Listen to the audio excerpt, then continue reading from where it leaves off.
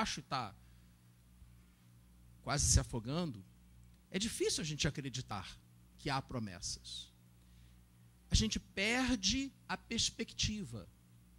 A gente perde a noção do que é grande, do que é pequeno, do que é confiável, do que não é confiável.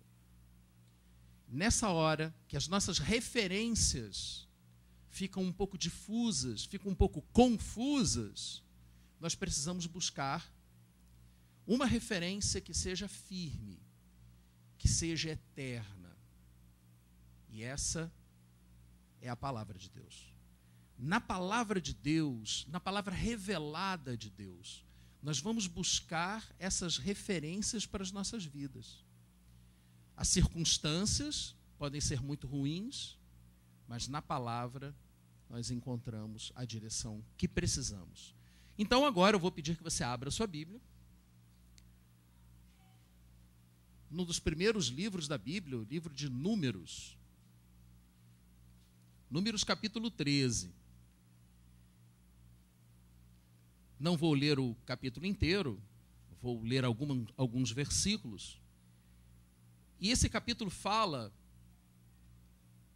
de uma situação em que o povo de Deus estava na sua caminhada, vencendo os seus desafios, e de repente eles chegaram muito perto da promessa de Deus para as suas vidas, muito perto. Mas eles não acreditaram. E por não terem acreditado no que Deus tinha preparado para eles, eles acabaram sofrendo muito mais do que o necessário. Na verdade, toda aquela geração se perdeu. Seus filhos, a geração seguinte, então, pôde entrar no gozo da promessa de Deus. E tudo por quê? Eles perderam a perspectiva, eles perderam a noção do que era grande e do que era pequeno, do que era fácil, do que era difícil, do que era possível e do que era impossível. Eles perderam os olhos em Cristo. Em Cristo, como eles estavam ali, Moisés e seus seguidores. Mas nós cremos que a coluna de fumaça das manhãs e que a coluna de fogo das noites era a própria presença de Cristo. Nós, cristãos, olhamos para o Antigo Testamento e vemos Cristo no Antigo Testamento.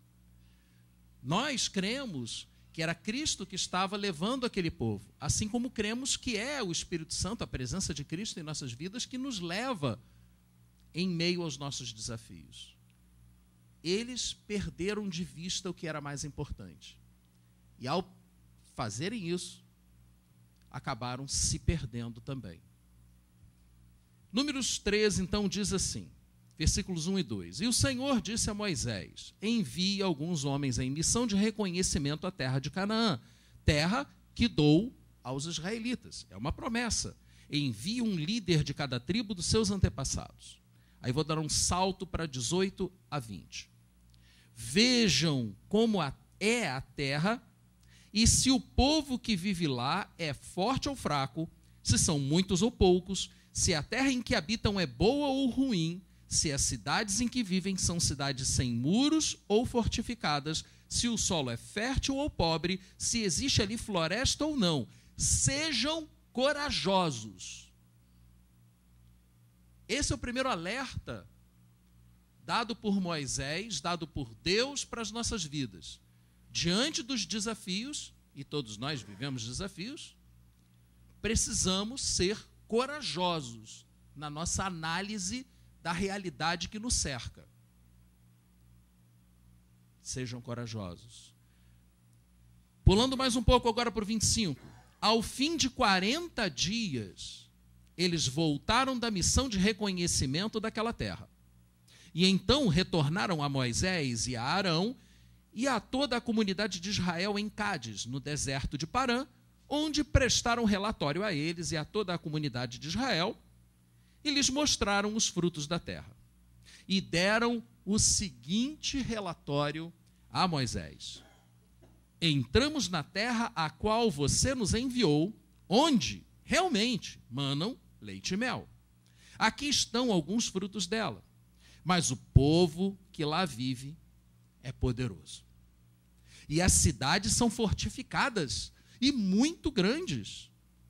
E no versículo 30, Caleb diz assim: Caleb faz o povo calar-se, porque quando o povo ouve aquilo, o povo se desespera, o povo perde a referência. O povo não esperava por aquilo. Perde a referência. Os seus olhos não estão olhando nas bênçãos, não estão olhando as bênçãos, eles estão olhando o desafio. E quando acontece isso, eles começam a chorar, começam a se desesperar. E Caleb, um dos espias, ele começa a gritar, ele faz o povo se calar perante Moisés, e então diz: subamos e tomamos posse da terra, é certo que venceremos. Aquele homem, ele esteve lá, ele viu a realidade, mas ele não perdeu a referência, ele manteve os olhos fixos na promessa. Ou melhor ainda, no autor da promessa. O autor da promessa é que tem o poder. Não nós. Não nós. Mas os homens que tinham ido com ele disseram: olha a diferença de perspectiva. Não podemos atacar aquele povo, é mais forte do que nós. Eram 10 contra 2. Josué e Caleb viram as mesmas coisas, a mesma realidade que os outros 10 espias, os nomes estão naqueles versículos que eu não li. Só que uns viram de uma forma, outros viram de outra forma. Qual a forma que você utilizará para enxergar a realidade? Quais óculos você utilizará?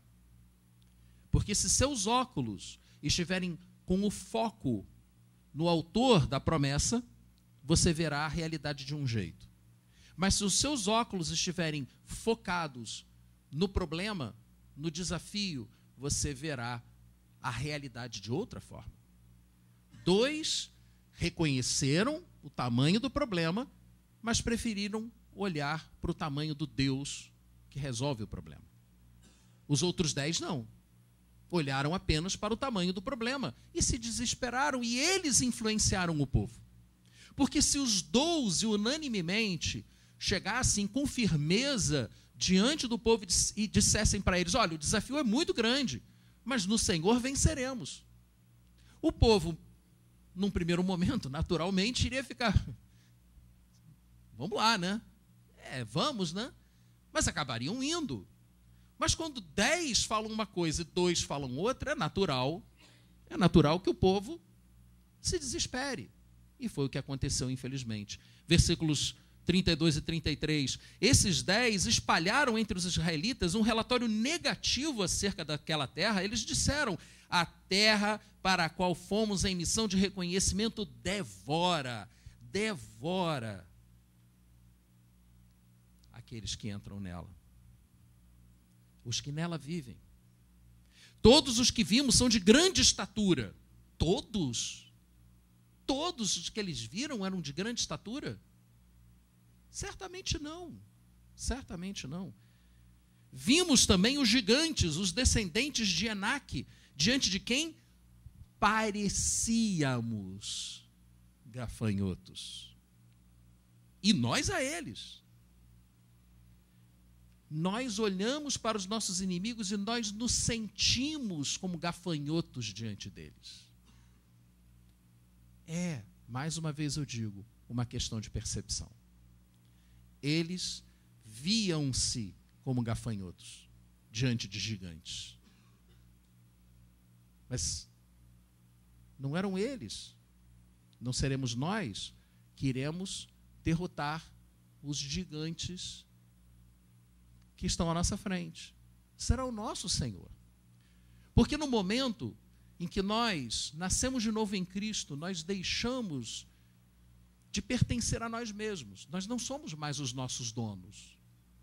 Nós passamos a pertencer a Deus. O nosso Senhor nos comprou por um preço que é impagável. Ele nos comprou com a vida do seu próprio filho. Ele nos resgatou, nos redimiu com a vida do seu próprio filho. Aquele que não negou a seu próprio filho, negaria qualquer outra coisa.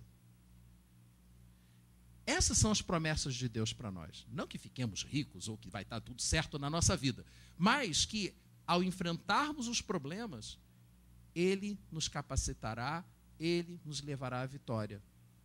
Porque nós pertencemos a Ele. E se tivermos essa consciência, ao nos apresentarmos para a batalha do dia a dia, e a venceremos em nome dEle, e para a glória dEle. E como foi dito aqui, que a nossa vida mostre para aquelas pessoas que estiverem ao nosso redor que tem alguma coisa acontecendo conosco. Porque o problema vem para todo mundo.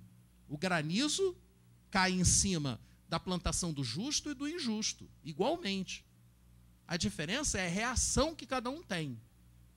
E aquele que se desespera olha para aquele que não se desespera e quer saber o que ele tem, que ele não tem. Esse é o maior testemunho. Não adianta ficar falando, se na hora que o problema vem, você reage exatamente igual a todo mundo. Com ira, frustração, raiva, etc., como qualquer pessoa. Ah, mas eu sou igual aos outros. Sim, somos iguais aos outros, mas não somos assim tão iguais, não é verdade? Ou pelo menos não deveríamos ser. Então essa confiança de que conosco e a partir de nós opera um poder que não é nosso. A gente sequer merece que esse poder haja em nosso benefício, mas que pela misericórdia dele atuando em nós, as coisas podem e irão ser transformadas.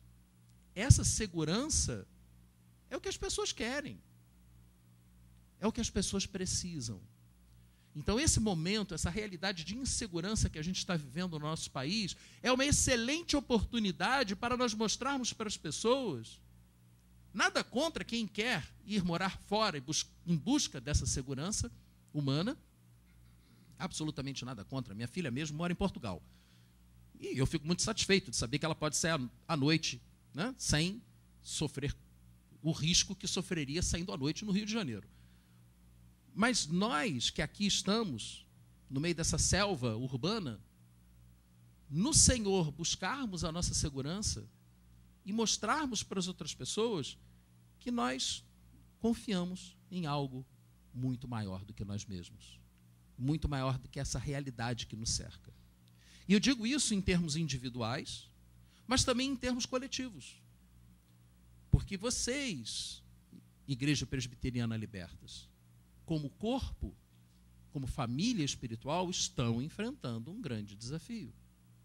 E precisarão vencê-lo no poder do Senhor.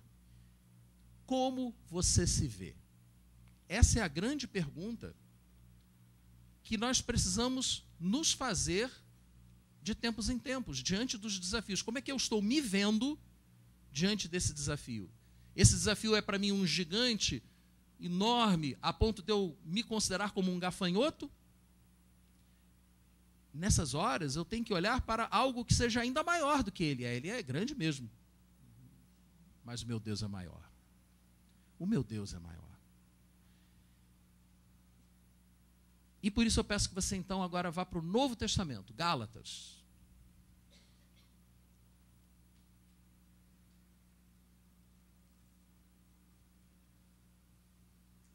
Para ajudá-lo, com alguns textos bíblicos, a você compor melhor a sua autoimagem diante de Deus. Para que você, diante dos gigantes, dos seus desafios individuais e coletivos, você não se veja mais como um gafanhoto, um bichinho inexpressivo, mas passe a se ver como você realmente é, filho amado de Deus. Então, em Gálatas, capítulo 3, eu vou ler para vocês 3 versículos, de 26 a 28. E essa afirmação é para nós, é para cada um de nós. Diz assim: todos vocês são filhos de Deus mediante a fé em Cristo Jesus. Pois os que em Cristo foram batizados, de Cristo se revestiram. Não há judeu nem grego, escravo nem livre, homem nem mulher, pois todos são um em Cristo Jesus.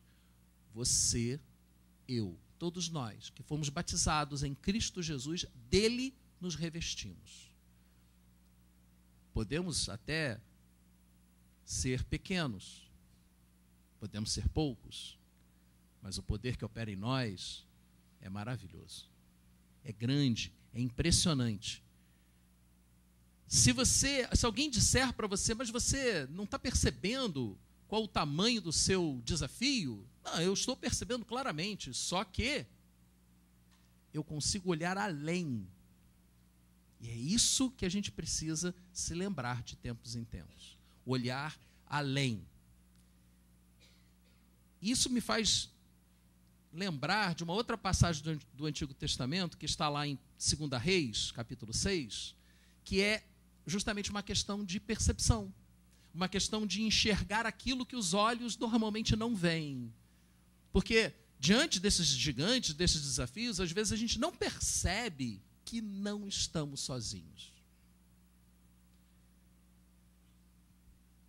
Essa passagem de 2 Reis, capítulo 6, versículos 8 a 17, diz assim: Ora, o rei da Síria estava em guerra contra Israel. Depois de reunir-se com seus conselheiros, disse: montarei o meu acampamento em tal lugar. Mas o homem de Deus mandava uma mensagem ao rei de Israel: evite passar por tal lugar, pois os arameus estão descendo para lá. Assim, o rei de Israel investigava o lugar indicado pelo homem de Deus e, repetidas vezes, Eliseu alertou o rei que tomava as decisões, as devidas precauções, e isso enfureceu o rei da Síria, que, convocando seus conselheiros, perguntou-lhes: vocês não me apontarão qual dos nossos está do lado do rei de Israel? Vem cá, quem é que está me traindo aqui? Tudo que eu falo aqui, o rei de Israel fica sabendo. Alguém está me traindo. Vamos lá, hora de apontar o dedo aí. Quem é que está me traindo? Estou doido para escaldar alguém. Sei lá como é que ele matava os traidores naquele tempo. Cada um tinha o seu jeito, né? Mas devia ser alguma coisa bem bacana, assim, escaldar a pessoa, empalar, uns negócios desses. Aí um dos conselheiros, né, até mesmo para livrar a cara dele, disse assim: nenhum de nós, majestade. Não mata a gente não, nenhum de nós. É Eliseu, o profeta, que está em Israel, que revela ao rei de Israel até as palavras que tu falas em teu quarto. Estava com escuta no quarto do rei, né?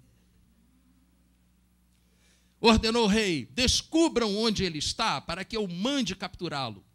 Quando lhe informaram que o profeta estava em Dotã, ele enviou para lá uma grande tropa com cavalos e carros de guerra. Eles chegaram de noite e cercaram a cidade. O servo do homem de Deus levantou-se bem cedo pela manhã e, quando saía, viu que uma tropa com cavalos e carros de guerra havia cercado a cidade. Então ele exclamou: ah, meu senhor, o que faremos? Está lá o servo, acordou mais cedo para pegar a água, para fazer a toalete do patrão, do chefe dele, né, do profeta. Saiu, abriu a tenda e morri. Volta para dentro da tenda. Chefe, a gente vai morrer. Estamos cercados. Mas essa resposta do profeta, gente, essa é fantástica. E eu estou compartilhando isso com vocês porque é o que eu procuro viver na minha vida, sabe? Quando dou de cara com aquele desafio gigante, assim: Senhor, eu não estou conseguindo ver não, mas eu espero que esteja acontecendo comigo agora, como estava acontecendo com Eliseu. Espero que eu não esteja sozinho. Vou contigo. Porque o profeta respondeu para ele assim: não tenha medo. Não tenha medo. Aqueles que estão conosco são mais numerosos do que eles. Pô, coitado do servo do profeta. O cara não tinha experiência. O cara era um aprendiz, né? Um trainee. Estava ali sendo treinado, ele não tinha visto aquilo, ele não sabia, ele não tinha noção do que era andar com um profeta como Eliseu. Ele olhou em volta dele. Pô, o que será que o profeta andou bebendo de noite? Estou vendo ninguém aqui, eu só estou vendo o exército do inimigo. E é como nós agimos. Nós agimos como esse rapaz também. Nós olhamos para o desafio, olhamos em volta, quem que eu tenho para me ajudar? Não tenho, ninguém. Vou morrer. Já era. Mas essa realidade espiritual, ela não é restrita a Israel de 600 anos antes de Cristo. Ela é a nossa realidade espiritual, desde que nós creiamos. Os que estão conosco são mais numerosos do que eles. E Eliseu orou: Senhor, abre os olhos dele para que veja. Senhor, abre os nossos olhos para que possamos ver o teu livramento. E o Senhor abriu os olhos do rapaz, que olhou e viu as colinas cheias de carros e cavalos de fogo ao redor de Eliseu. Nós servimos a um Deus vivo. Nós não fazemos parte de um clube. Nós não fazemos parte de uma escola de filosofia. Nós fazemos parte da igreja do Senhor Jesus Cristo, que vive e reina para sempre. O que acabamos de cantar é a mais pura verdade. Todo joelho se dobrará e toda língua confessará que Jesus é o Senhor. Só que alguns farão isso com tristeza, porque vão perceber que fizeram as escolhas erradas, que perderam a oportunidade. E outros com muita alegria. Era isso mesmo. Apostei no cavalo certo, com o perdão da brincadeira. Aposte bem, porque a sua aposta, a sua decisão, ela será eterna. Ela trará consequências eternas. O seu desafio não é maior do que o seu Deus. Não é maior do que o nosso Deus. O Deus que move a família de Cristo que se reúne aqui no domingo de manhã é o mesmo Deus que move a família de Cristo que se reúne aqui no domingo à noite. Nós, independente do horário em que nos reunimos, somos família de Deus. E somos e devemos ser movidos pelo Espírito de Deus. E sim, o Senhor vai nos levar a situações de confronto. Vai, ele leva o povo, a gente vê isso, ele leva o povo, ele não livra o povo. Sai da frente, inimigo, sai da frente que o povo vai passar. Ele não faz isso. Eu não sei por que ele não faz isso, eu preferia que ele fizesse, mas ele não faz. Ele leva a gente até uma situação de confronto onde a gente é obrigado a depender dele. Dependam do Senhor. Dependam. Porque se nós dependermos do Senhor, se nós nos humilharmos diante da sua poderosa mão, nos submetermos à sua vontade, ele vai nos dar a vitória. Ele vai lhes dar a vitória. E eu creio nisso. E nós estamos vivendo isso. Eu vivo isso não só na minha vida pessoal, como eu vivo também liderando seus irmãos batistas que se reúnem aqui nos domingos de manhã.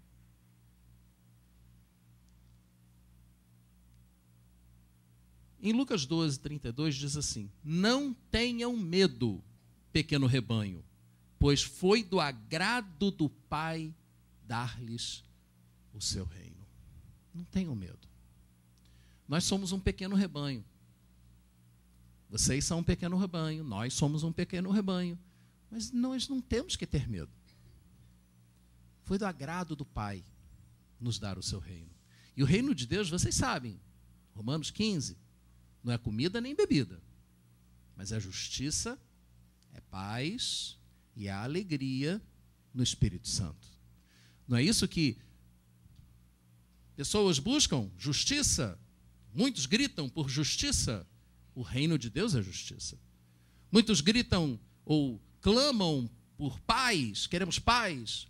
O reino de Deus é paz. Muitos vivem nihilistamente, egocentricamente em busca do prazer, o reino de Deus é alegria.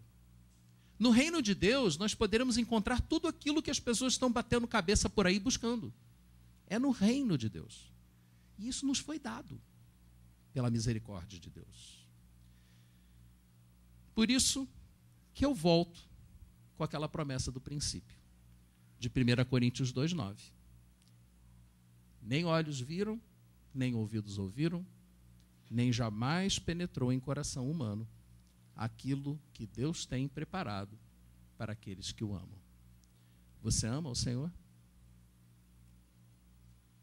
Você ama o Senhor? Se você ama o Senhor, eu peço que você curve a sua cabeça para que nós possamos orar juntos.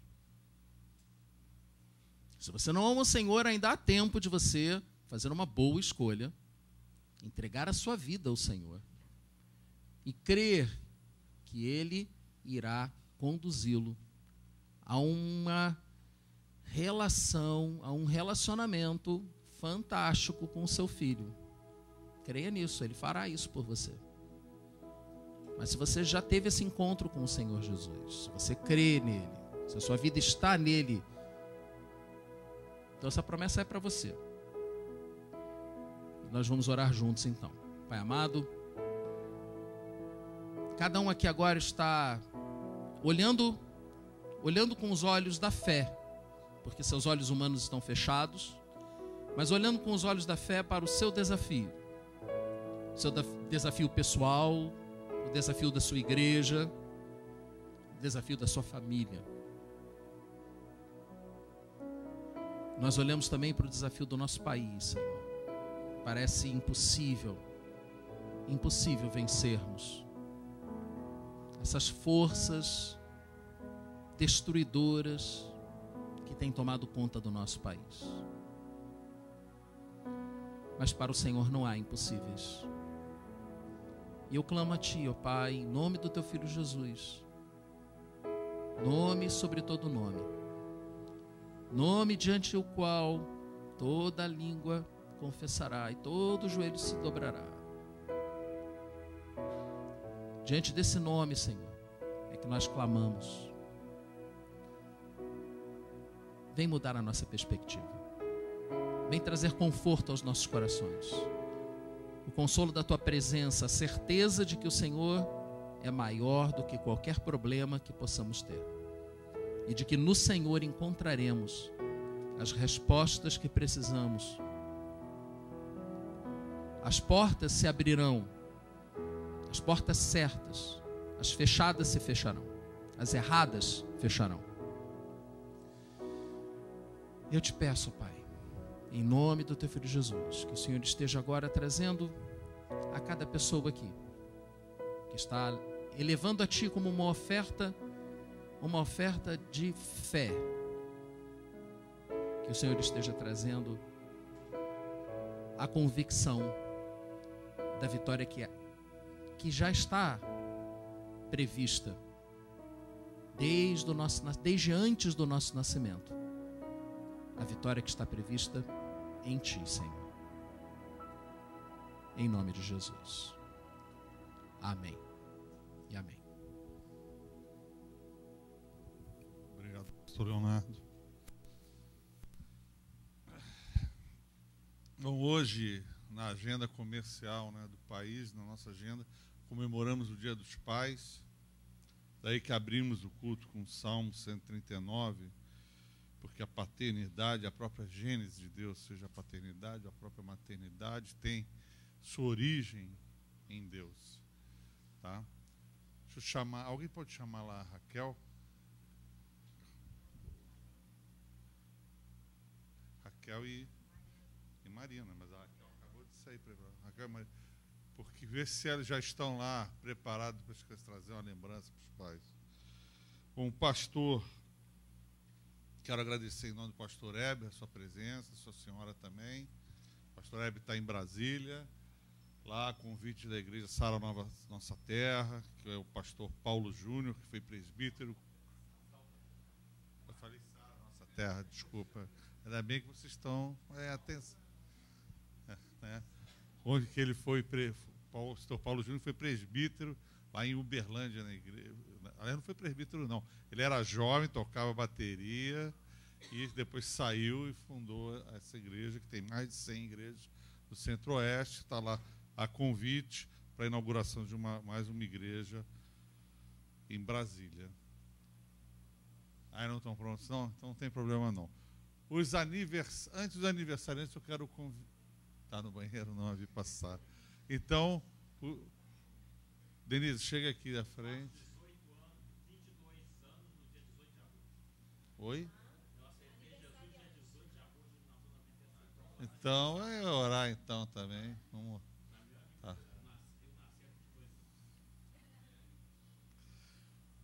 Chega já aqui na frente deles. Quando a Sofia chegar, já se posiciona. Aniversariantes. Aniversariantes. Me ajuda aí, Fábio. Temos a... Aí. Jacira.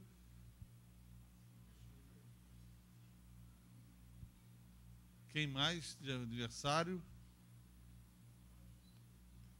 Tem uma lista que o pastor nos passou aqui, mas acho que ela está meio caduca, meio desatualizada.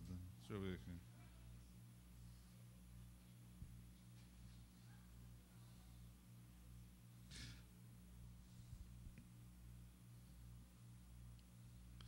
Afinal, as crianças estão prontas ou não estão prontas? Hein?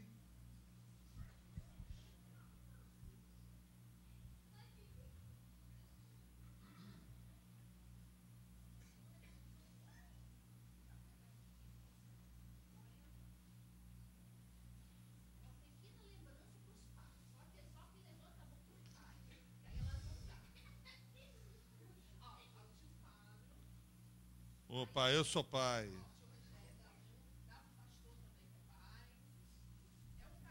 Opa, que bacanoso. Ah, e ó, tem uma camisa. Eu vesti essa camisa há uns 59 anos atrás.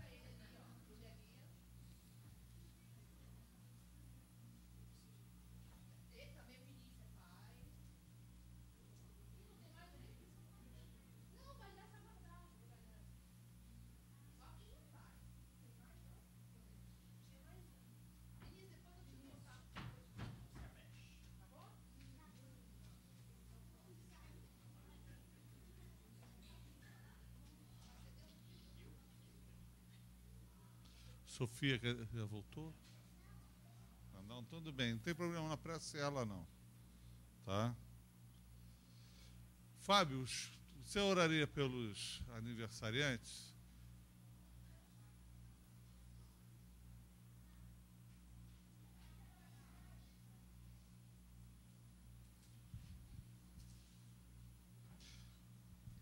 Depois eu, aniversariantes. Ali, 22 anos de convertido. Amém. Então vamos orar pelos aniversariantes. Tem mais presente. Bom, glórias a Deus. Pela Jacira, pelo Vinícius, né? Amém.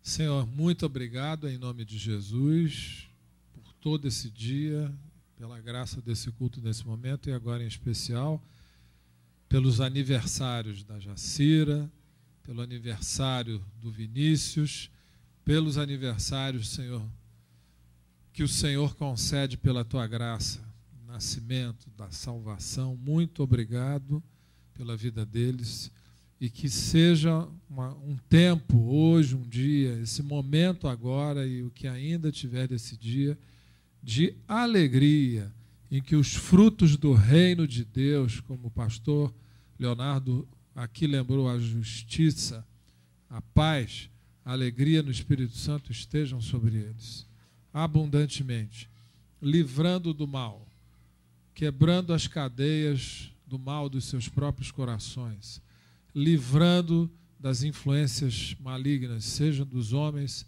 seja dos espíritos, seja do que for, fortalecendo seus corações no Espírito Santo para andarem na força do seu poder cada vez mais, agradecidos a Ti, agradecendo a Ti, entregando as suas vidas mais e mais. Que o Senhor os livre de todos os males, das dificuldades que vivem nesses momentos, as que forem conforme o espírito do que foi dito e pregado aqui, com o coração entendendo que o Senhor já deu a vitória, já deu a terra da salvação e a terra de sermos cheios da Tua graça e de vencermos todos os males desse mundo em Cristo Jesus, porque só ser cristão já é vitória. E crescer no Senhor dia a dia é mais vitória ainda. Que essa seja a vitória dos seus corações todos os dias e eles vivam em alegria e na força para enfrentar os gigantes desse mundo, sabendo que o Senhor é maior do que tudo. Que o Senhor não permita que eles se desviem dos seus caminhos, que eles tropecem, que insistam em erros. Ao contrário, que eles perseverem na oração, na palavra, na busca ao Senhor e prosperem em Ti em todas as coisas. Assim te agradecemos, em nome de Jesus. Amém. Eu vou pedir para o Galeazzi e Gaudiano virem aqui, que são oficiais também da igreja. Gaudiano está com cirurgia marcada para o dia 25, mas não vamos, se quiser, não vamos. Vai estar, né? Então, domingo que vem a gente ora. Domingo que vem ora por minha. Segunda-feira eu faço aniversário, faço 59 anos, segunda-feira que vem. Queremos aqui chamar aqui a Denise e Sofia. Vocês querem falar de alguma mensagem para a igreja? Denise está indo daqui a 20 dias para a Alemanha, Sofia, essa semana, né? Semana daqui a 15 dias, você daqui a 20. E